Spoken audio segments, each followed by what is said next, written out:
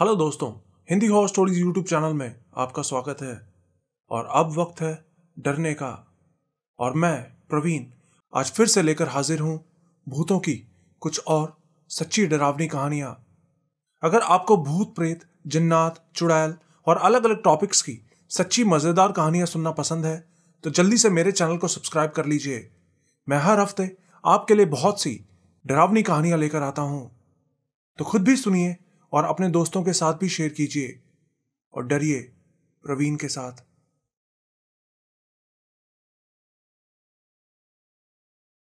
मैं झारखंड के गिरिडीह की रहने वाली हूं। मैंने पहले भी आपको अपनी कुछ कहानियां भेजी थी। आज मैं कुछ और सच्ची कहानियों के बारे में आपको बताना चाहती हूं। यह पहली कहानी तब की है जब मेरी मां बहुत छोटी थी। उनका गांव बिहार के समस्तीपुर में पड़ता है। तो हुआ ऐसा था कि एक बार उनके गांव में एक शादी थी। गांव के सब आदमी बारात में गए हुए थे, लेकिन औरतें बारात में नहीं जाया करती थीं। तो बारात जाने के बाद कुछ औरतें नदी में नहाने के लिए चली गईं। उन्हीं औरतों में एक फैमिली की 3 छोटी लड़कियां भी नदी में खेलने गई थी। नहाने के बाद सब औरतें नदी से बाहर निकलने लगीं। औरतों ने उन तीनों लड़कियों को भी बाहर निकलने के लिए आवाज दी, लेकिन वो तीनों नदी में और थोड़ी देर खेलने की जिद करने लगी। तो सब औरतें नदी के बाहर ही खड़ी होकर बातें करने लगी। लेकिन तभी नदी में खेलते खेलते वो तीनों बहनें पानी में बह गईं। उनमें से सबसे बड़ी का नाम गुड़िया और बाकी 2 का नाम कंचन और रानी था। रानी सबसे छोटी थी। गुड़िया और रानी सबसे आगे थीं और कंचन पीछे। उनको बहता देख औरतें चिल्लाने लगी। तो एक औरत ने नदी में कूद के कंचन को पकड़ लिया। वो पूर्णिमा की रात थी। इसी बीच एक बाबा भी वहां से पूजा करके वापस जा रहे थे। तो औरतों के चिल्लाने की आवाज सुन के वो बाबा नदी में कूद गए और रानी और गुड़िया को पकड़ने की कोशिश करने लगे। लेकिन उस वक्त उनको नीचे से शायद कोई बुधवा खींच रही थी। बुधवा एक ऐसी आत्मा होती है जिनकी मौत पानी में डूबने से होती है। बहुत कोशिश करने पर बाबा ने किसी तरह रानी के बाल पकड़ के उसको बचा लिया, लेकिन वो गुड़िया को नहीं बचा पाए। गुड़िया नदी में ही बह गई। उस बाबा ने रानी को बचा तो लिया था, लेकिन लोग बताते हैं कि इसके बाद रानी को कुछ हो गया था। उसका दिमाग ठीक से काम नहीं करता था। वो दिन भर सोती और फिर अचानक से उठ के जोर जोर से गुड़िया का नाम लेके चिल्लाने लगती, जबकि गुड़िया जो कि डूब के मर गई थी, वो अब एक बुधवा बन चुकी थी। रात में जो भी आदमी टॉयलेट के लिए नदी के पास जाता, वो उसको नदी के ऊपर खड़ी दिखाई देती। लोगों को देख के उसकी आत्मा जोर से चिल्लाती, बोलती, मां हमको भी अपने साथ ले चलो, हमको काहे नहीं बचाए, हमको भी जीना है, रानी के साथ खेलना है। ये कहते हुए वो बहुत रोती थी। जब उसके माँ बाप को इस बारे में पता चला तो उन्होंने गया में उसका पिंडदान करवाया, जिसके कुछ दिन बाद वो दिखना बंद हो गई। लेकिन रानी का बहुत इलाज करवाने के बाद भी आज तक उसकी हालत ठीक नहीं हो सकी है।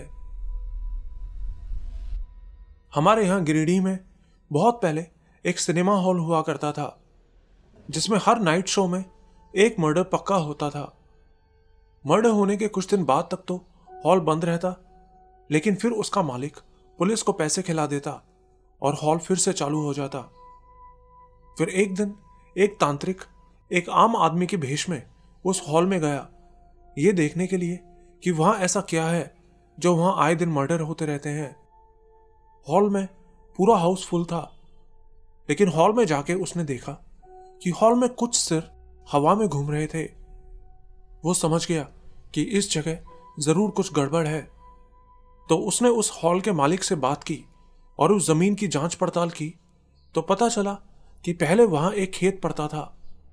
अंग्रेजों के जमाने में अंग्रेजों ने वहां बहुत से लोगों को मार के गाड़ा था। फिर बाद में उस जगह इंडस्ट्री बना दी गई और फिर कुछ टाइम बाद वो सिनेमा हॉल वहां बनाया गया। उस तांत्रिक ने उस जगह अपनी तांत्रिक क्रिया करके उन आत्माओं से बात की, तो आत्माओं ने वहां अपने लिए एक अलग जगह बनाने को कहा उस मालिक ने वैसा ही किया, जिसके बाद वो आत्माएं शांत हो गईं और वो सब चीजें वहां होना बंद हो गईं। लेकिन आसपास के सब लोगों को इस बारे में पता चल गया कि वो जगह भूतिया है। लोगों ने वहां जाना बंद कर दिया और आखिर में वो हॉल बंद हो गया। फिर उसके मालिक ने उस सिनेमा हॉल को तोड़वा के वहां एक बंगला बनवाया, लेकिन वो बंगला हमेशा बंद रहता है। ये अगली कहानी मेरी एक फ्रेंड टीना की है। टीना के पापा इंजीनियर हैं। तो हुआ ऐसा था कि एक बार उसके पापा की पोस्टिंग एक छोटे से शहर में हुई थी। वहां रहने के लिए उनको शहर की तरफ से एक सस्ते से घर की जरूरत थी, क्योंकि तब तक उनके पास ज्यादा पैसे नहीं होते थे। फिर थोड़ा ढूंढने पर उनको शहर में ही एक अच्छा सा घर मिल गया। वो घर काफी बड़ा था और उनको बहुत सस्ते में मिल गया था। टीना की मम्मी को वो घर बहुत पसंद था। उन लोगों को उस घर में बस 6 महीने तक ही रहना था। उसके बाद वो लोग अपना घर खरीदने वाले थे। टीना की एक छोटी बहन थी जो तब बस 3 साल की थी। वो ठीक से बोल भी नहीं पाती थी। उनके घर का आंगन खुला था, तो अक्सर जब उसकी छोटी बहन आंगन में खेल रही होती तो ऊपर छत की तरफ देख के हंसने लगती। उसकी मम्मी उससे पूछती तो वो बोलती कि उसे बाबा देखते हैं। शुरू शुरू में तो उसकी मम्मी ने इस बात को इग्नोर किया, लेकिन फिर वो हमेशा इधर उधर देख के हंसने लगती। जब उसकी मम्मी उसे खाना खिलाती तो वो बोलती कि बाबा भी खाना खाएंगे। फिर एक दिन वो बोली कि बाबा मुझे खेलने के लिए बुलाता है। धीरे धीरे वो बीमार पड़ने लगी। डॉक्टर्स को भी दिखाया, लेकिन दवाइयों का कोई असर नहीं हुआ। फिर उन आंटी को आसपास के लोगों से पता चला कि उस घर में करीब 45 साल के एक आदमी ने फांसी लगा ली थी, जिसके बाद उसके बेटे ने वो घर किसी और को बेच दिया। ये बात पता चलते ही आंटी समझ गईं और अपने दोनों बच्चों को लेकर अपने मायके चली गईं। उनके हस्बैंड भी रात में अपने दोस्तों के यहीं सोने चले जाते थे। मायके जाते ही उनकी बेटी की तबीयत ठीक होने लगी। फिर कुछ टाइम बाद उन्होंने एक दूसरे एरिया में अपना खुद का मकान खरीद लिया। फिर आखिरी बार जब वो सामान लेने के लिए उस घर में गए तो घर में ताला लगाते हुए उनके हस्बैंड को घर के आंगन में एक आदमी हंसता हुआ खड़ा दिखाई दिया। वो उनको एक झलक दिखा और फिर वहां से गायब हो गया। ये अगली कहानी मुझे मेरी फ्रेंड साहिता ने बताई थी। तब साहिता के पापा की नई नई पोस्टिंग राजस्थान के एक गांव में हुई थी। उस वक्त साहिता बहुत छोटी थी। उसका एक छोटा भाई भी था। रहने के लिए उसके पापा को कंपनी की तरफ से एक घर भी मिला था और उस घर के ठीक सामने एक किला था। वो किला असल में वहां के राजा के दरबार की नर्तकियों का निवास था। जब वो उस घर में रहने गए तो उस गांव के सरपंच ने उसके पापा को वहां रहने को मना भी किया था और कहा था कि अगर आपको यहां रहना ही है तो आप उस किले की तरफ वाली खिड़की को तो बिल्कुल भी मत खोलना। लेकिन उनके उस घर में आने से पहले ही उनकी कंपनी ने घर की सब खिड़कियां खोल दी थी। उनके घर की जो खिड़की उस किले के ठीक सामने पड़ती थी, उससे वो कमरा साफ दिखाई पड़ता था जिसमें वो नर्तकी रहा करती थी। उनके पापा की नाइट शिफ्ट में ड्यूटी लगती थी, इसलिए रात में सहिता और उसका भाई अपनी मम्मी के साथ ही सोया करते थे। लेकिन फिर कुछ दिनों बाद अचानक उसका भाई बीमार पड़ गया। दवाइयों का भी कोई असर नहीं हो रहा था। फिर कुछ दिनों बाद एक रात उसकी मम्मी की आंख खुली तो उन्होंने देखा कि उनका बेटा खिड़की से बाहर देख रहा था और अजीब ही तरह से मुस्कुरा रहा था। उसकी मम्मी ने बाहर देखा तो सामने उस किले के कमरे से घुंघरू की आवाजें आ रही थी और किसी लड़की का एक धुंधला सा साया नजर आ रहा था, जैसे कि वो वहां नाच रही हो। नाचते नाचते वो बीच बीच में उनके बेटे की तरफ देखती। ये देख के उसकी मम्मी ने जल्दी से खिड़की बंद की और उसके भाई को सुला दिया। लेकिन फिर अगली सुबह जब उनकी आंख खुली तो देखा कि उनके बेटे की मौत हो चुकी थी और वो खिड़की भी खुली हुई थी जो रात में उन्होंने बंद की थी। उसकी मम्मी बहुत रोई। फिर इसके 3-4 दिन बाद सहिता की भी तबीयत खराब होने लगी। वो बहुत पतली हो गई थी। उसके घर वालों ने उसका इलाज करवाने की हर तरह से कोशिश की, लेकिन कोई उसको ठीक नहीं कर पाया। फिर एक दिन अचानक उसके पापा की कंपनी ने उनकी पोस्टिंग गिरिडीह में कर दी। लेकिन उस घर से आते हुए सहिता वो घर छोड़ के जाने को बिल्कुल तैयार नहीं हो रही थी। तो उन्होंने किसी तरह उसको नींद का इंजेक्शन लगाया और तब जाके वो उसे उस घर से निकाल पाए। नई जगह जाने के बाद उसकी तबीयत भी अपने आप ठीक होने लगी। उसकी मम्मी आज भी अपने बेटे को याद करके रोती हैं। सहिता आज भी बाकी लोगों से बहुत पतली और कमजोर है। कोई भी वायरल बैक्टीरियल इन्फेक्शन सबसे पहले उसी को पकड़ती है, लेकिन इतनी गनीमत है कि वो आज भी जिंदा है। ये वाली कहानी मुझे मेरे एक फ्रेंड ऋषि ने बताई थी। ऋषि के गांव के घर के आगे एक मंदिर है, जिसके थोड़ा दूर एक तालाब पड़ता है। गांव के लोग बताते हैं कि वो तालाब श्रापित है, इसलिए अंधेरा होने के बाद कोई उस तालाब के पास नहीं जाता। लेकिन फिर भी हर महीने कोई ना कोई उस तालाब में मारा जाता है। तो हुआ ऐसा कि एक बार ऋषि के पापा रात के समय कुछ सामान लेकर गांव वापस लौट रहे थे। वो अमावस की रात थी, आसमान में बादल भी छाए हुए थे। तो जब वो उस तालाब के सामने से आने लगे तो उनको एक आदमी की आवाज सुनाई दी, जो उन्हें मदद के लिए बुला रहा था। आवाज सुन के वो उसकी तरफ जाने लगे, लेकिन तभी किसी ने उनका हाथ पकड़ के उन्हें पीछे खींच लिया। वो अपने होश में आए तो देखा कि वो बस एक कदम ही उस तालाब से दूर थे। जिस आदमी ने उन्हें बचाया था वो उसी गांव का आदमी था। उसने बताया कि ये तालाब असल में एक राक्षस है, जो आज तक ना जाने कितने लोगों को खा चुका है। उस दिन तो ऋषि के पापा की जान बच गई, लेकिन फिर कुछ दिन बाद गांव के ही एक धोबी की लाश उस तालाब के पास पड़ी मिली। गांव के लोग बोले कि इस राक्षस ने अपना इस महीने का कोटा पूरा कर लिया है। हम सभी दोस्तों को आपस में हॉरर स्टोरी सुनाने में बहुत मजा आता था। हम डेली एक दूसरे को हॉरर स्टोरी सुनाया करते थे। फ्री टाइम मिलता कि हम स्टार्ट हो जाते, लेकिन ये हमारी बहुत बड़ी भूल थी।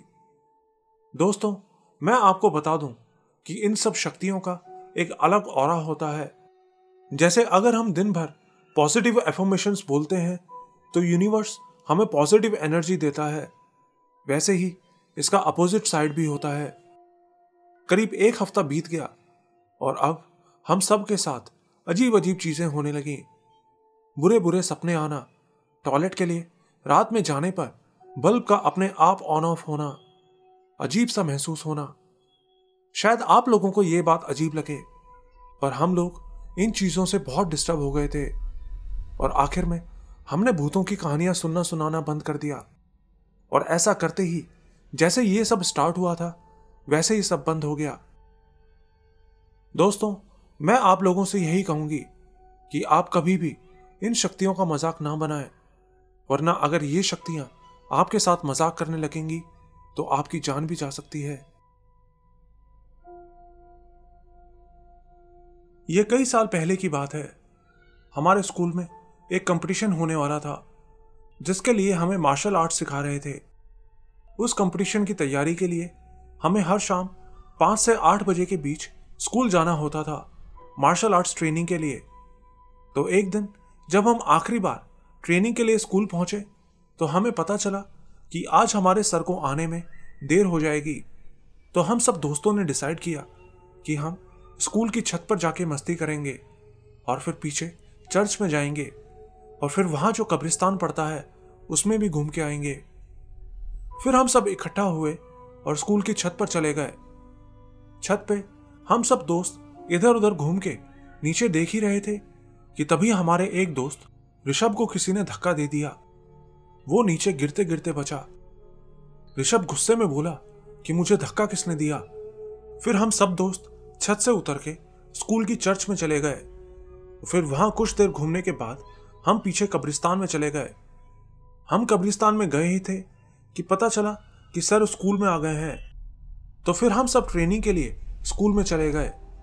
लेकिन ट्रेनिंग स्टार्ट करने से पहले सर ने म्यूजिक सिस्टम ऑन किया तो म्यूजिक 2-3 मिनट तक तो ठीक चला, लेकिन फिर उसमें अजीब अजीब आवाजें आने लगी। तो सर ने परेशान होकर म्यूजिक सिस्टम बंद कर दिया। फिर ट्रेनिंग खत्म होने के बाद हम दोस्तों ने कुछ देर बातें की और फिर हम सब घर जाने के लिए निकलने लगे। साइकिल स्टैंड से जब हम अपनी साइकिल लेकर निकल रहे थे तो मेरा एक दोस्त दिव्यांशु वहीं खड़ा था। उसने हमें बाय बोला तो मैंने उससे पूछा कि तू घर नहीं जा रहा क्या? वो बोला नहीं, तुम सब जाओ, मेरी मम्मी मुझे लेने आ रही है, मैं उन्हीं के साथ जाऊंगा। तो हमने उससे कहा ठीक है, तू घर पहुंच के हमें फोन कर दियो। उसने कहा ठीक है। और फिर हम सब अपने अपने घर जाने के लिए निकल गए। हमारे सर भी उसी टाइम अपनी बाइक से निकल गए थे। फिर घर पहुंच के मैंने अपने दोस्त दिव्यांशु को फोन करके पूछा कि तू घर पहुंचा या नहीं। तो उसने जो बताया वो सुन के तो मेरे होश ही उड़ गए। उसने बताया कि वो तो आज ट्रेनिंग के लिए आया ही नहीं था, क्योंकि दोपहर में स्कूल से आते समय उसके पैर में चोट लग गई थी, इसलिए वो ट्रेनिंग के लिए नहीं आ सका। लेकिन हमने तो दिव्यांशु को अपनी आंखों से देखा था। पता नहीं वो क्या था जो हमारे दोस्त का रूप लेकर हमारे बीच आया था।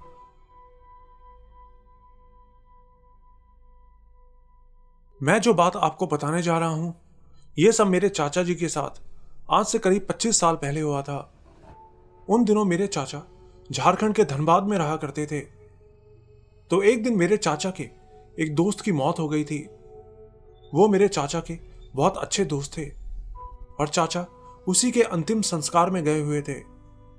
चाचा बहुत दुखी थे। फिर उनके घर पहुंच के सब लोग उनकी लाश को दाह संस्कार के लिए शमशान में ले जाने लगे। मेरे चाचा भी उन लोगों के साथ चले गए। शमशान घाट में जाने के बाद उन लोगों ने उनकी चिता जलाई और फिर सब लोग नदी में उतर के नहाने लगे। मेरे चाचा भी नदी में नहाने गए और फिर बाहर आके कपड़े सुखाने के लिए डाल दिए।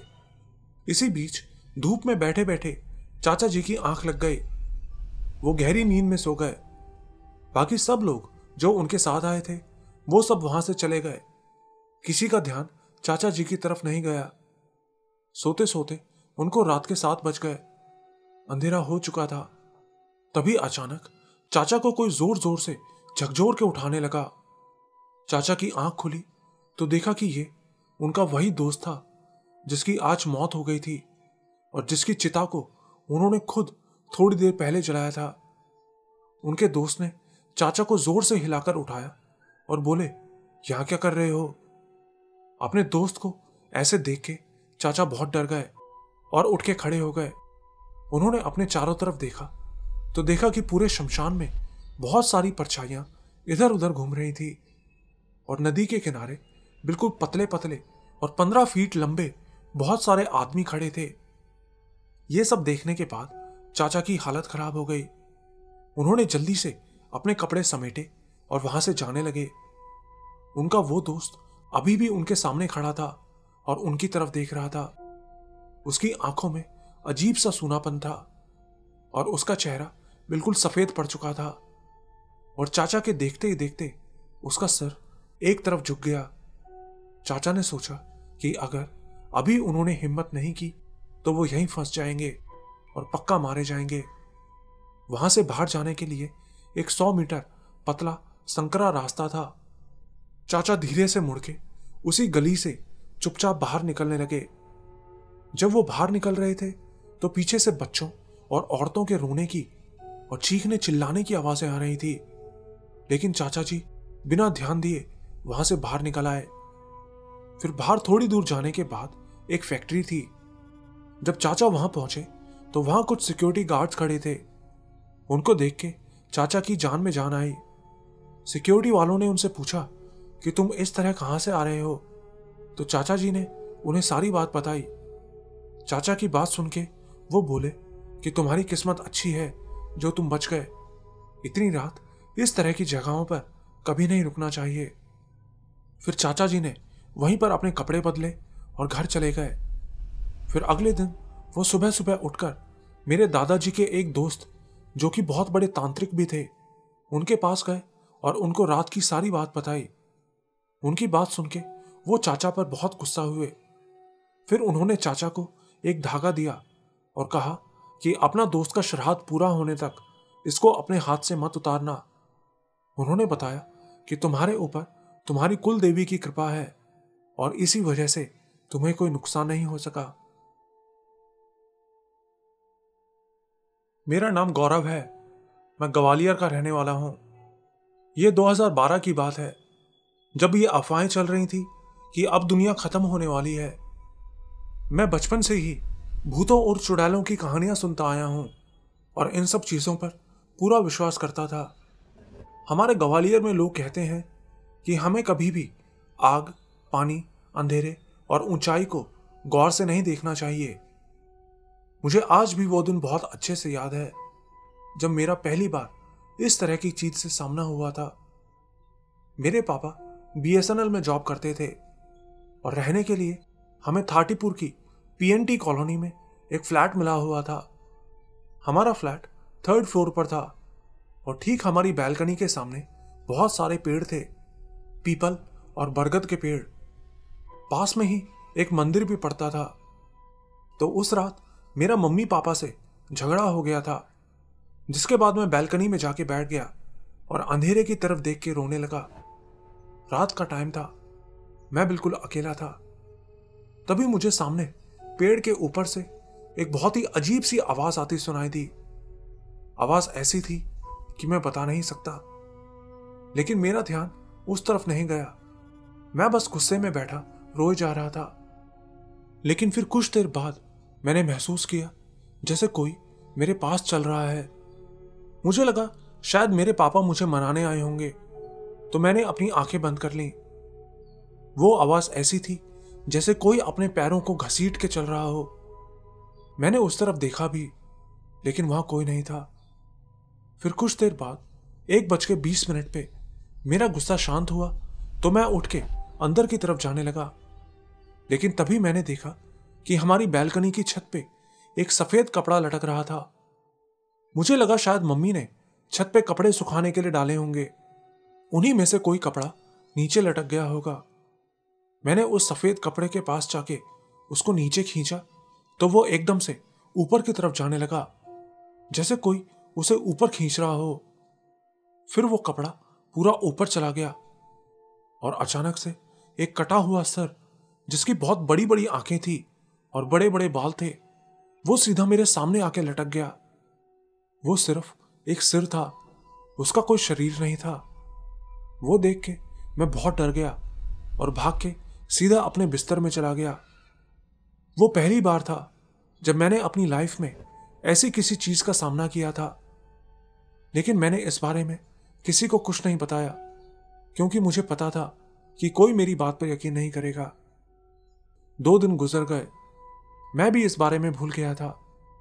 लेकिन फिर तीसरी रात जब मैं अकेले अपने रूम में कंप्यूटर पर मूवी देख रहा था, तो मुझे वही सेम आवाज फिर से आती महसूस हुई। मैं रूम में अकेला था और टाइम वही 1:20 हो रखा था। मैंने सोचा जो कोई भी है घर के बाहर ही है, घर के अंदर तो नहीं आ सकता। और फिर मैंने तेज वॉल्यूम में म्यूजिक ऑन कर दिया, लेकिन वो आवाज मुझे अभी भी आ जा रही थी।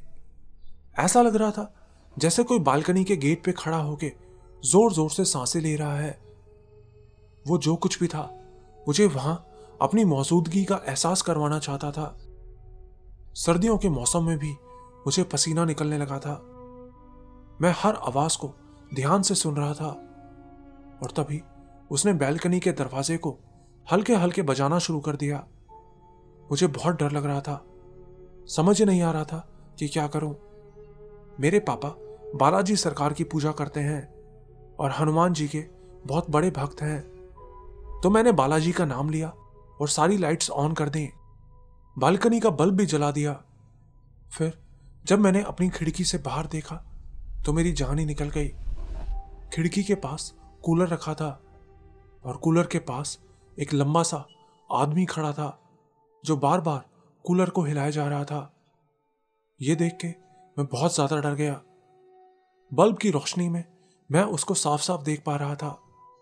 वो ऐसा लग रहा था जैसे सऊदी अरेबिया से आया हो। उसने सफेद कपड़े पहने हुए थे। ये देख के मैं सीधा भागते हुए अपने पापा के कमरे में गया और सबको उठा दिया।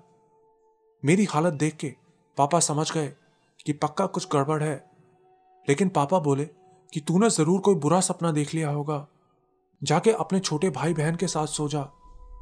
फिर मम्मी पापा ने बैल्कनी में जाके चेक भी किया, लेकिन वहां कोई नहीं था। सच बताऊं तो ये मेरी लाइफ के ऐसे पल थे जिनके बारे में मैंने आज तक किसी को नहीं बताया, लेकिन तब से लेकर आज तक मेरे साथ ऐसा कुछ ना कुछ होता चला आ रहा है। लेकिन अब मुझे इन चीजों की आदत सी हो गई है। अब मुझे इन चीजों से डर नहीं लगता। आज मेरे पापा भी हमारे साथ नहीं हैं। 5 महीने पहले उनकी कैंसर से मौत हो गई, लेकिन वो अभी भी मुझे मेरे आसपास महसूस होते हैं। ये सच है कि हमें आग, पानी, अंधेरे और ऊंचाई को कभी गौर से नहीं देखना चाहिए, क्योंकि ये चीजें इंसान को अपनी तरफ खींच के उसकी जान ले लेती हैं।